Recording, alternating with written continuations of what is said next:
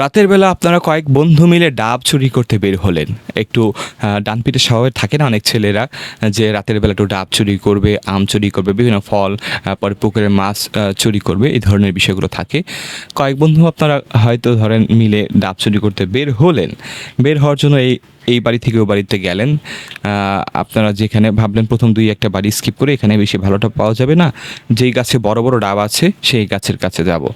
যাওয়ার পরে আপনারা গেলেন, যাওয়ার পরে দেখলেন সেখানে প্রস্তুতি নিলেন, দাটা নিয়ে আরও যে গাছে উঠতে পারে ভালো তাকে রেডি করলেন যে উঠাবেন।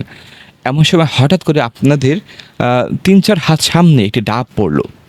ডাব পড়ার পরে আপনারা ভাবলেন কী ব্যাপার, কোন শালার পোতের আবার আমাদের আগে গাছে উঠছে চুরি করার জন্য, ওরাই আগে খবর পেয়ে গেল নাকি, এই ধরনের চিন্তা ভাবনা করলেন।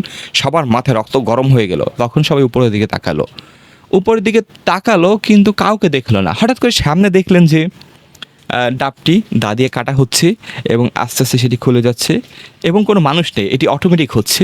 দেখলেন যে অদৃশ্যের উপর হাওয়ার উপর ভাসছে ডাবটি এবং ডাবটি কাটা হচ্ছে এবং ডাবের ভিতর থেকে পানি বের করে আরও আপনার কাছে মনে হলো 3-4 জন দাঁড়িয়ে আছে, 3-4টি ডাবের সাথে কাটা হলে তারা পানিগুলো খাচ্ছে। তখন আপনার কাছে মনে হলো কী ব্যাপার, এগুলো কী বিষয়, কী ঘটনা ঘটলো। আপনারা একটু 2-2 4 মিলানোর চেষ্টা করলেন, কোনো ঘটনা মিলাতে পারলেন না এবং সেখানে কোনো মানুষ কিন্তু নেই। আপনারা দেখলেন সেটি হাওয়ার উপরে ভেসে সব কিছু হচ্ছে।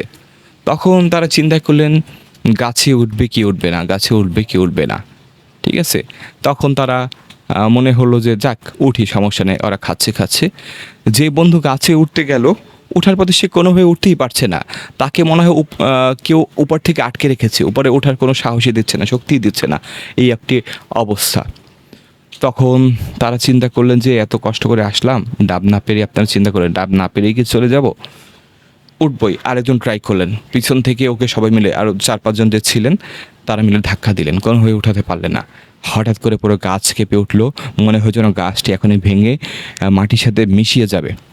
তখন দুটি কালো ছায়ামূর্তি আবির্ভাব হলো, তারা আস্তে আস্তে মানুষের রূপ ধরলো। মানুষের রূপ স্বাভাবিকভাবেই তারা আসলো, কোনো সমস্যা নেই। তারা বললো যে আসলে আমরা কোনো মানুষ না, আমরা ডাব খেতে এসেছি, তোরা এখানে ডাব খেতে পারবি না, এটা আমাদের টেরিটরি। পরে আপনারা তাদেরকে অনেক রিকোয়েস্ট করলেন, তাদেরকে হাত পা ধরলেন, তখন তারা আপনাকে 2টো ডাব খেতে দিল, বলে ভুলেও আর এখানে কখনো রাতের বেলা আসবি না, এবারের মতো তোদেরকে মাফ করে দিলাম, তোদের প্রাণ ভিক্ষা দিলাম, আর কখনো আসবি না। কি হলো ব্যাপারটা, আপনারা গেলেন অনেকগুলো ডাব খাবেন, চুরি করবেন, চুরি করার মুডটাই নষ্ট করে দিল এই শয়তান জিনগুলো।